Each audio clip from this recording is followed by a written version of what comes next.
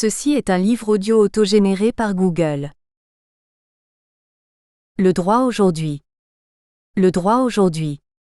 La collection Le droit aujourd'hui regroupe des études juridiques concernant des problèmes d'actualité nationale et internationale dans divers domaines, éthique, politique, questions de société. Déjà paru. Michael Le Borlock, l'application du droit d'auteur aux hyperliens, analyse de droit français et de droit américain, 2019. Romain Fedel, la société de libre partenariat.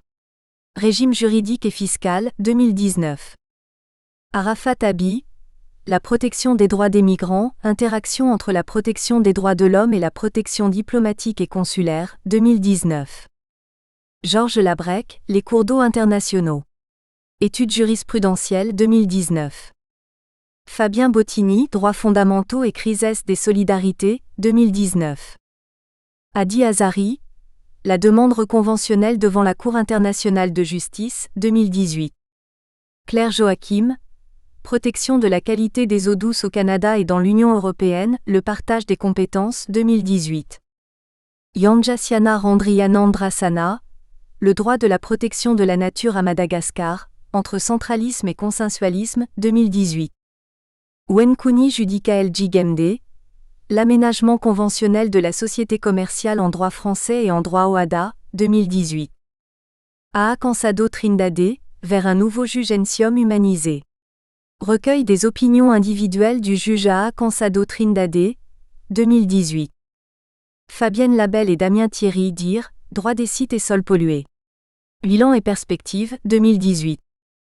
Mustapha Camara, avec la collaboration d'Isabelle Falconer et Samba Thiam, le contentieux du transfert des joueurs devant la FIFA et le tribunal arbitral du sport.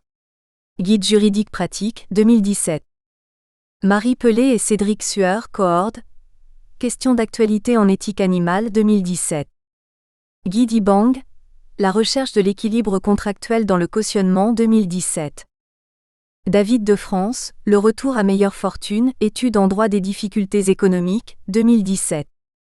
Mariem Edi Godzi, les principes généraux dans la jurisprudence de l'organe de règlement des différends de l'OMC, 2017. Maurice Barrault, le droit postmoderne. Une introduction, 2017.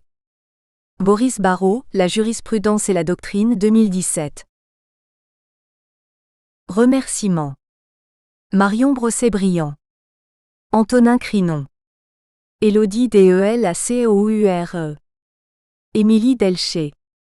Cet ouvrage collectif est le fruit du colloque organisé le 28 novembre 2018 par l'association Hémisphère Droit, association réunissant les doctorants et jeunes docteurs de l'Université de Tours. La publication de cette manifestation universitaire est l'aboutissement d'un travail de collaboration, et par ces quelques mots, nous souhaitions adresser nos plus sincères remerciements à toutes les personnes qui nous ont assistés et aidés tout au long de ce travail. C'est tout d'abord au professeur Nathalie Albert Moretti que nous adressons nos remerciements. Lors de la journée du colloque, les propos d'ouverture tenus par le doyen de la faculté ont témoigné de la place accordée aux jeunes chercheurs au sein de l'Université de Tours, place qui est valorisée et soutenue. C'est ensuite des remerciements aux professeurs Pierre-Yves Monjal et François Fourment, co-directeurs de l'Institut de recherche juridique interdisciplinaire François Rabelais, IRJI, pour la confiance et le soutien de notre laboratoire dans l'organisation de ce colloque et la publication de cet ouvrage. Nos remerciements vont aussi aux différents membres universitaires du comité scientifique, Gwenola Bargain, Julie Trollet, Patrick Mosol, François Priet et Sébastien Roland. Ce travail réalisé en amont a permis la sélection des intervenants qui ont pu, de par leur pluridisciplinarité, couvrir des thèmes des plus intéressants sur le sujet. En effet, cette journée d'études fut l'occasion pour des doctorants et docteurs venus d'universités diverses de nous faire partager leurs connaissances et travaux. Le niveau scientifique des interventions a grandement contribué à la qualité et à la richesse de cette manifestation. Nous sommes également très reconnaissants envers les professeurs qui ont animé cette journée d'études, Gwenola Bargain, François Brunet, François Fourment, Colombine Madeleine, Pierre Mouzet et Julie Trollet. Tous ont contribué au succès de cette manifestation. Nous tenons aussi à remercier chaleureusement tous ceux grâce auxquels ce colloque a été rendu possible.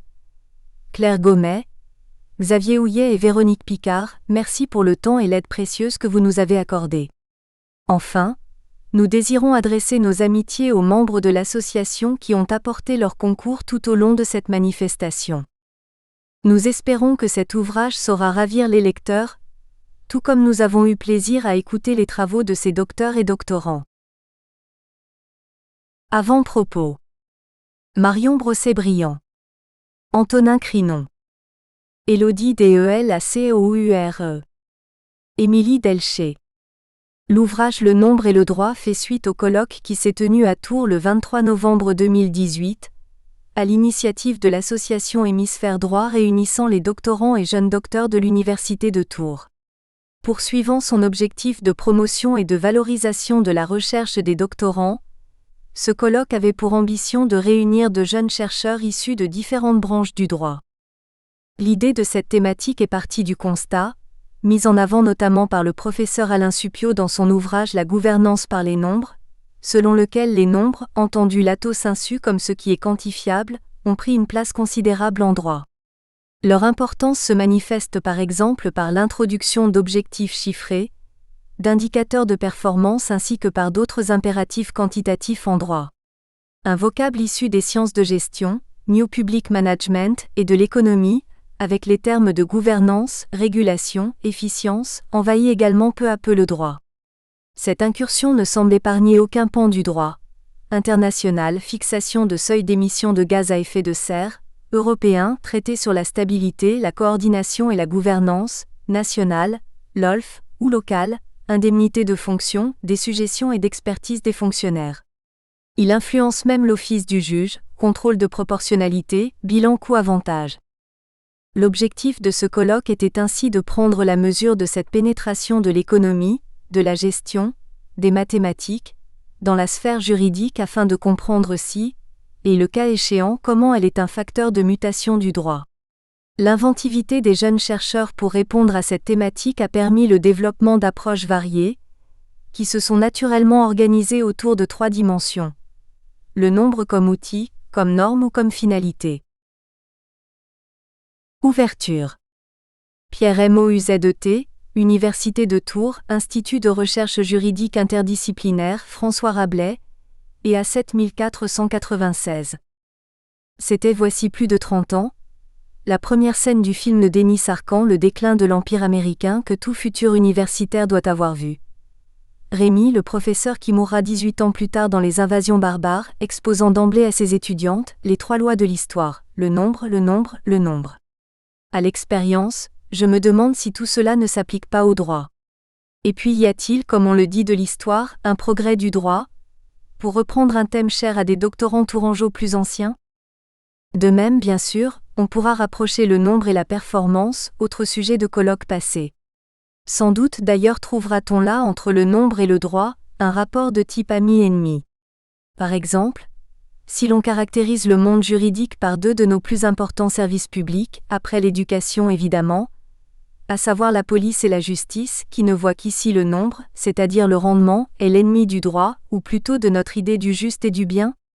C'est tout le problème du chiffre, et je ne parle plus là de cinéma ou d'espionnage. Une belle réflexion niche par ailleurs, dans la comparaison entre la logique juridique et la logique mathématique. Observons à cet égard la manière dont les sciences juridiques peuvent se rapprocher des sciences économiques. Ainsi de la création d'un homo juridicus sur le modèle de l'homo economicus, alors même que celui-ci, muet par la seule rationalité du profit personnel, est en phase d'abandon. Et je ne songe même pas à l'illusion scientiste. Surtout il semble qu'il convienne de distinguer le droit qui régit le nombre, et le nombre qui régit le droit. S'agissant du droit qui régit le nombre, nous pourrions évoquer nombre de sujets d'actualité, autant dire de thèmes de réforme. Ici le numerus clausus, avec cette idée folle de toucher à la formidable passesse, là le nombre de parlementaires, avec cette idée folle d'avoir 404 députés comme le message d'erreur des informaticiens, ailleurs cette idée folle de renuméroter les traités européens ou le code civil. Nous allons évoquer, trêve de plaisanterie, abondamment les sujets de rapprochement qui eux sont permanents. C'est tout le droit fiscal, tout le droit de l'impôt, voire tout le droit commercial que ce thème. Et n'oublions pas le droit électoral. Rappelons-nous ainsi de cette jurisprudence voulant qu'une fraude ne justifia pas l'annulation d'un scrutin quand la distance des nombres était trop grande. C'est que nous sommes au cœur du sujet dès lors qu'il est question de seuil. Reste à savoir alors, songeons par exemple aux critères de Maastricht et aux règles de convergence de l'UEM, qui gouvernent qui. S'agissant du nombre qui régit le droit, à l'inverse, il faudrait d'abord parcourir toute la question des majorités. On ne confondra pas. En droit, la majorité n'est jamais la dictature du plus grand nombre, elle est, pour reprendre la formule d'un immense auteur, un substitut de l'unanimité. Souvenons-nous de ce mot d'un député, en 81, devenu immédiatement célèbre et plus tard président du comité des finances locales, dont la vie est donc vouée au nombre. Vous avez juridiquement tort parce que vous êtes politiquement minoritaire. Le nombre qui régit le droit, enfin, c'est aussi toute la question des symboles, du visible et de l'invisible. On peut d'ailleurs écrire une thèse juridique sur un nombre, par exemple, 1382. Au fond, et arrêtons ici de compter, le nombre est bien comme le droit, il est partout et souvent sans qu'on ne le voie. Il est grand temps de laisser le lecteur en prendre la mesure. Souhaitons-lui le même plaisir à découvrir ces miscellanées que les auditeurs ont pris à écouter leurs auteurs, jeunes doctoresses, des autrices donc, mais aussi doctorants et doctorantes. Première partie, le nombre outil de rationalisation ou de complexification du droit. Sous la présidence de François Brunet, professeur de droit public, Université de Tours. La gouvernance parlée, nombre dans la sphère étatique. Quel nombre pour quelle mesure? Benjamin Moni, doctorant, Université de Poitiers, Institut de droit public, EA 2623. Selon Alain Desrosières, l'outil statistique permet de prendre appui pour décrire tout objet d'étude, de manière à obtenir une quantification chiffrée. Le droit n'échappe pas à cette possibilité, au point que les nombres aient pris une place prépondérante dans le paysage juridique. Ainsi, le professeur Alain Suppiot précisait: le renversement du règne de la loi au profit de la gouvernance par le nombre s'inscrit dans l'histoire longue du rêve de l'harmonie par le calcul. L'État, en tant qu'entité constituée de formes particulières de relations entre les individus, plus ou moins organisées et codifiées, et donc objectivables notamment par la statistique. Concrètement, ces relations se matérialisent au travers des politiques publiques. Celles-ci sont mises en œuvre grâce aux deniers publics. Dans la réalisation de ces politiques, l'État est censé gérer les finances publiques en bon gestionnaire. Cette qualité de bon gestionnaire s'observe grâce au nombre qui concerne l'État. On peut penser à certaines grandes notions que l'on entend semaine après semaine, surtout depuis la crise de 2008. Le PIB, la dette, le déficit, avec les fameux critères de Maastricht. Le déficit public doit être inférieur à 3% du PIB et la dette publique inférieure à 60% du PIB, la croissance ou encore le nombre d'agents publics. Ce dernier nombre cristallise certaines tensions puisqu'il serait le symbole d'une gestion vertueuse des deniers publics. Nous sommes confrontés au quotidien à l'ensemble de ces nombres. Ainsi, lorsque l'on parle de dette publique constitue l'ensemble le montant global que l'État doit à ses créanciers, prenant la forme de titres de dette. Le déficit public quant à lui représente la différence entre les recettes et les dépenses. Ces nombres constituent une source de contrainte sur l'État. Si l'on prend le cas plus précis de la dette publique, celle-ci s'avère être un réel enjeu politique pour les gouvernants.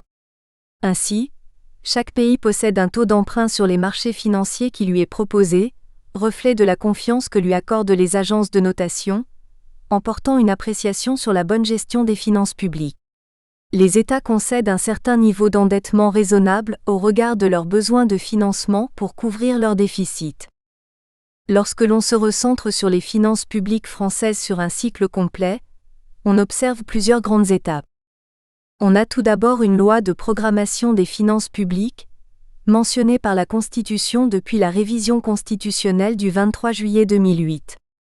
Cette loi détermine les actions de l'État, tout en définissant les orientations pluriannuelles des finances publiques, s'insérant dans l'objectif d'équilibre des comptes des administrations publiques. Malgré la ratification du traité de stabilité, de coordination et de gouvernance, la loi de programmation ne lie pas le législateur. Elle fixe le cadrage général des recettes et des dépenses sur 4 ans, en s'appuyant sur les projections données par l'Institut national de la statistique et des études économiques, INSEE. La loi de programmation tient alors compte des potentiels, des hypothèses, des objectifs d'évolution donnés par l'INSEE. Puis, chaque année sur la base de cette loi de programmation et des nombres qui y sont contenus, la direction de budget du ministère de l'Économie et des Finances élabore le budget qui donnera lieu au vote du projet de loi de finances. Bercy possède véritablement la maîtrise de la procédure budgétaire et va procéder aux divers arbitrages qui précèdent le dépôt du projet de loi de finances. Enfin, ce budget concrétisé dans le projet de loi de finances donnera lieu à une exécution comptable, consacrée dans un compte général de l'État élaboré par la Direction générale des finances publiques et annexé à loi de règlement, qui permet de refermer le cycle. Tout au long de ce cycle, les documents sont très largement fournis en nombre. Dès l'article liminaire de la loi de finances, un tableau récapitulatif donne le contexte dans lequel s'insère le budget pour l'ensemble des administrations publiques. La sphère publique porte un intérêt croissant pour les chiffres, parce que les décideurs se sont interrogés sur le coût des politiques publiques. Ces interrogations mènent inéluctablement à repenser la structure qui les porte, à savoir l'État. La volonté de s'appuyer ainsi sur les nombres permet d'introduire de la rationalité dans la prise de décision publique. Ce phénomène n'est pas nouveau comme en témoigne l'expérience française de rationalisation des choix budgétaires. Cette méthode proposait une aide à la prise de décision impactant tout le processus budgétaire. Préparation du projet de loi de finances, exécution et contrôle, le tout dans une réflexion globale sur la gestion publique. La rationalisation des choix budgétaires est considérée par la doctrine comme étant la première tentative de transposition au secteur public des techniques de management en vigueur dans les grandes entreprises privées, favorisant l'éclosion d'une forme de pratique française de l'évaluation de l'action publique et de son coût. Il est intéressant de noter que l'arrêt de la rationalisation des choix budgétaires à la fin des années 90 coïncide avec les débuts des travaux qui vont aboutir à la loi organique relative aux lois de finances du 1er août 2001, LOLF, preuve d'une certaine continuité dans la réflexion et la démarche. Depuis la rationalisation des choix budgétaires, qui visait un pilotage de l'action publique, s'il y a bien eu des tentatives de réforme de l'État, du renouveau du service public à la modernisation de l'action publique, ce n'est pas tant l'idéal de performance qui est recherché que la quête d'un examen fouillé de la dépense publique dans le but d'une amélioration de la gestion publique. Dans cette optique, la performance sert de lion en vue d'éclairer la prise de décision des gestionnaires publics au regard d'une éventuelle mise en cause de leurs responsabilités opérationnelles. Par conséquent, les crédits ouverts en loi de finances le sont en vue de la réalisation d'objectifs affichés. Durant l'exécution budgétaire, des indicateurs doivent permettre de renseigner les résultats de l'action menée par l'administration, en termes d'efficacité, d'efficience et d'effectivité, sans qu'aucun de ces trois aspects ne soit privilégié au détriment des deux autres. C'est par le truchement des indicateurs que la responsabilité opérationnelle des décideurs publics apparaît, pour quitter le terrain exclusivement juridique. Dans le cadre de la rationalisation des choix budgétaires, la démarche a été portée très fortement par l'administration. Passé le moment de l'initiative, le Parlement n'a pu que demander à être associé à la démarche, principe qui a été accepté par le gouvernement. Il faut dire que l'expérience, initiée à la fin des années 60, n'avait été introduite que comme une pratique administrative par le biais d'une délibération du Conseil des ministres du 4 janvier 1968.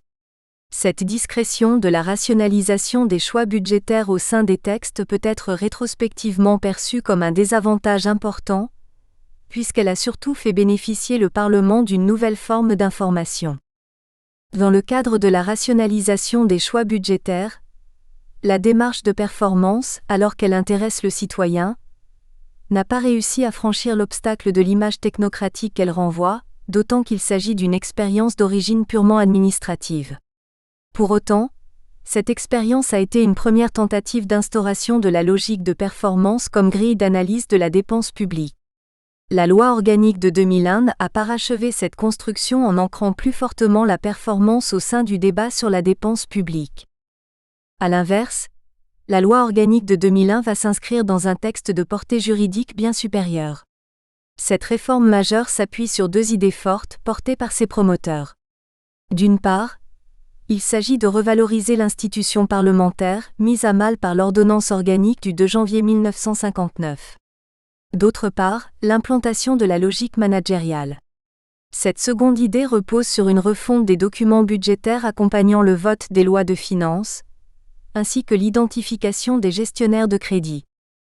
Ainsi, les promoteurs de la LOLF de 2001 ont souhaité pleinement consacrer la démarche de performance pour améliorer l'efficacité des politiques publiques, ainsi que la connaissance de leurs coûts, en faisant passer l'état d'une logique de moyens à une logique de résultats. L'ancrage sans cesse plus important des nombres au sein de notre ordre juridique interne pousse à s'interroger sur la possibilité de pilotage de l'action publique qu'offrent ces nombres. Ceci permet-il d'orienter la prise de décision des décideurs ? Si la production interne des nombres apparaît riche, ce que nous verrons dans un premier temps, ils exercent une influence sur l'action publique, ce que nous étudierons dans un second temps. 1. Une production interne des nombres riches. Il existe deux types de sources d'où émanent les nombres pour la sphère étatique. Ceux provenant du budget et de ses annexes d'une part A, et ceux provenant du système de comptabilité publique d'autre part B. A. Les nombres émanant du budget et de ses annexes budgétaires. Les lois de finances réceptionnent les prévisions macroéconomiques de l'INSEE et des prévisions de la Direction générale du Trésor à court et moyen terme de la France. Ces prévisions permettent concrètement de mettre en œuvre un équilibre financier et ainsi de placer le curseur sur le taux de prélèvement des impôts ainsi que de l'ensemble des ressources dont dispose l'État pour se financer. De plus, les lois de finances portent la répartition des crédits au sein de programmes qui sont devenus l'architecture de base de l'action administrative. Cette répartition ne se trouve pas dans la loi de finances elle-même, mais dans ses annexes. La loi organique de 2001 énumère toute une série d'annexes relatives aux lois de finances parmi lesquelles on trouve notamment les annexes explicatives développant par programme le montant des crédits. Ces annexes sont donc avant tout des documents de présentation de la ventilation des crédits budgétaires. L'administration fait l'objet de critiques récurrentes sur l'optimisation des dépenses publiques. Ainsi, le corpus juridique n'a cessé de faire peser des règles de plus en plus contraignantes en matière de performance de la gestion publique. Cette performance publique telle qu'elle est soutenue par la loi organique de 2001 trouve sa concrétisation dans ses annexes budgétaires qui se trouvent ainsi profondément rénovées. L'article pivot en la matière est l'article 51A5 de la LOLF. Celui-ci dispose que sont jointes au projet de loi de finances de l'année des annexes explicatives développant par programme le montant des crédits. Ces annexes, de couleur bleue, présentent les crédits ouverts par la loi de finances. La loi organique ne s'arrête pas là, puisque les programmes, nouvelles structures clés de la présentation budgétaire, s'accompagnent d'un projet annuel de performance pour chaque programme. Ces nouvelles annexes décrivent pour chaque programme les actions envisagées, leurs coûts ainsi que la stratégie déployée par le programme ainsi que les indicateurs censés permettre d'évaluer le degré de réalisation des objectifs par le gestionnaire de crédit. La présentation de la ventilation des crédits s'accompagne d'un projet annuel de performance pour chaque programme qui détaille les actions envisagées par le gouvernement, le coût de chacune de ces actions, ainsi que la stratégie du programme et les indicateurs qui devraient permettre d'évaluer la capacité du gestionnaire de programme à atteindre les objectifs qui lui sont assignés pour l'année. Ces indicateurs sont une estimation chiffrée de la progression attendue. Le volet performance de l'annexe déteint sur son nom. On parle bien de projet annuel de performance. Cette annexe constitue véritablement la contrepartie des autorisations de dépenses. La doctrine la plus autorisée précise que ces projets annuels de performance s'inspirent des dispositifs existants à l'étranger, afin d'évaluer la performance de la sphère publique, notamment les plans annuels de performance américains ou encore les plans et priorités institués au Canada. Il est complété en loi de règlement par un rapport annuel de performance, censé permettre la comparaison entre les objectifs réalisés aux objectifs initialement prévus. Il s'inspire des expériences menées à l'étranger, notamment les rapports ministériels sur les rendements institués au Canada. En plus de ces règles, l'État a introduit un nouveau système de comptabilité publique, dans une volonté de s'inscrire dans les logiques du secteur privé, et qui constitue l'autre source des nombres intéressant la sphère étatique. B. Les nombres émanant du système de comptabilité publique. Jusqu'à récemment, ce que l'on nommait comptabilité publique paraissait comme étant à contre-pied de son homologue du secteur privé, où celle-ci est avant tout une information de nature financière. En effet, la comptabilité publique constituait exclusivement l'ensemble des règles relatives à l'exécution des recettes et des dépenses publiques. L'article 53 du décret du 7 novembre 2012 relatif à la gestion budgétaire et comptable publique, GBCP, s'inspirant de l'article 120A1 du Plan comptable général, met fin à l'ambiguïté en alignant la comptabilité du secteur public sur son homologue du secteur privé. La comptabilité publique est un système d'organisation de l'information financière. Dans l'inconscient collectif, l'apparence chiffrée de l'outil comptable conduit à le considérer comme une technique précise. Malgré cela, les professionnels du chiffre se refusent à abonder dans ce sens. Pour eux, les nombres qui constituent la source de la comptabilité forment une tentative de restitution de la réalité, sans qu'il soit possible d'affirmer qu'il s'agit bel et bien de la réalité proprement dite. Il résulte de la LOLF et de la Constitution depuis 2008, une obligation pour l'État de produire une information financière complète. L'article 27 de la Loi organique de 2001 établit ses principales obligations en matière comptable. De prime abord, celui-ci semble réduire la comptabilité à 3 domaines. Comptabilité budgétaire selon la méthode de la caisse, où à l'instant T on comptabilise ce qui est entré ou sorti de la caisse, donc ce qui est encaissé ou décaissé. Comme cette comptabilité est utilisée pour suivre l'exécution de l'autorisation budgétaire, elle porte le nom de comptabilité budgétaire.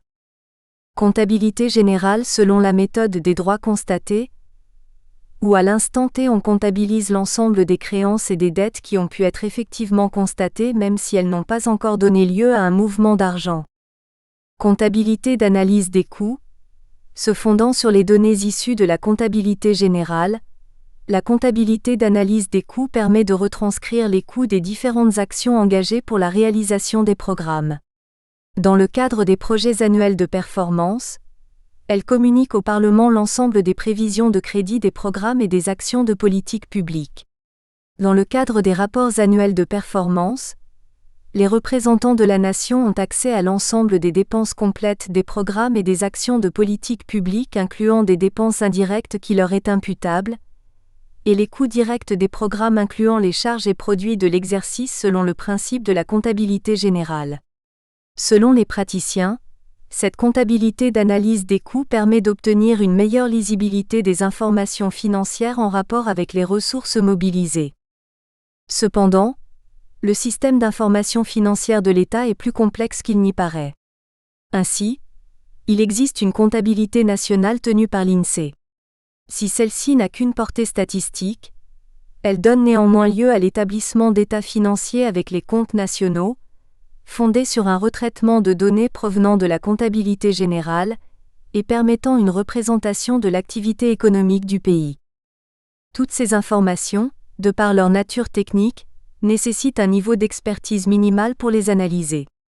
La contradiction apparaît ainsi au grand jour. Si la technique comptable devient de plus en plus pointue, c'est au détriment de la facilité d'exploitation. Inversement, si la comptabilité ne produit qu'une information basique, elle peut se rendre accessible au plus grand nombre, mais ne permettra pas de rendre compte avec exactitude de la situation de l'entité considérée. Le professeur Cotte n'a pas manqué de soulever ce paradoxe. Derrière la reddition des comptes se trouvent de nombreux acteurs, normalisateurs, producteurs des comptes, certificateurs, utilisateurs, dont les objectifs spécifiques peuvent diverger. Le développement de la comptabilité publique depuis le virage amorcé par la loi organique de 2001, avec l'introduction d'une comptabilité générale pour l'État, a complexifié le travail de retranscription chiffrée de la réalité. Quels faits faut-il prendre en compte en termes de traitement comptable ? Tout fait peut-il être pris en compte par la comptabilité, ou seulement certains ? En outre, une autre source de complexité vient de la diversité des comptes produits par les administrations publiques, et que ces comptes ont des modalités de présentation qui peuvent varier selon l'administration considérée. Ainsi, à titre d'exemple, la comptabilité tenue par les collectivités locales telle qu'elle est prévue par l'instruction budgétaire et comptable M14 et ne prévoit qu'un unique document pour répertorier budget et comptabilité générale. On le voit, il existe de nombreuses sources d'où émanent les nombres. Leur impact semble unique, l'orientation de l'action publique. Ce que nous allons étudier maintenant. 2. Une influence sur l'action publique. Ces nombres pèsent sur la gouvernance étatique A. Pour autant, il existe des limites inhérentes au nombre B.